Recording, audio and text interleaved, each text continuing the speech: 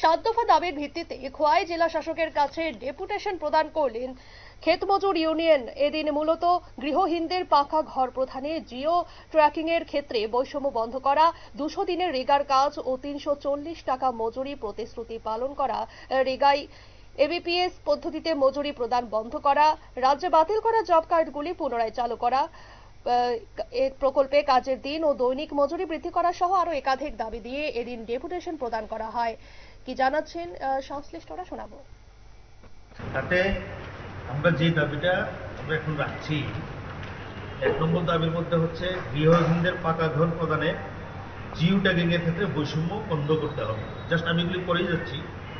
রেগায় 200 দিনের কাজ, 340 টাকার মজুরি, যেটা গভর্নমেন্ট প্রতিশ্রুতি দিয়েছিল, এটা লাগু করার জন্য আমরা দাবি করেছি।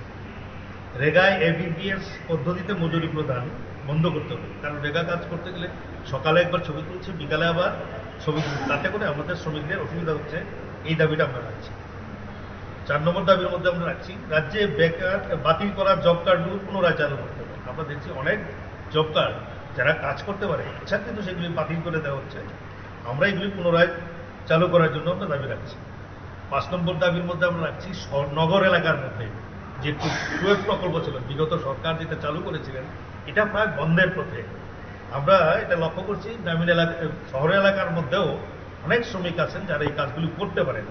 তো এর জন্যই আমরা দাবি করছি টুয়েলভ প্রকল্পে যাতে এর কাজের দিন এবং দৈনিক মজুরিটা বৃদ্ধি করবে। 6 নম্বর দাবির মধ্যে রাখছি আমরা।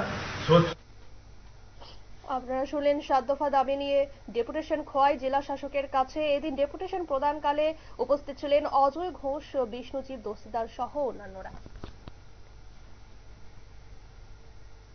নিয়ে নিচ্ছে ছোট্ট একটি বিজ্ঞাপন বিরতির সঙ্গে থাকুন।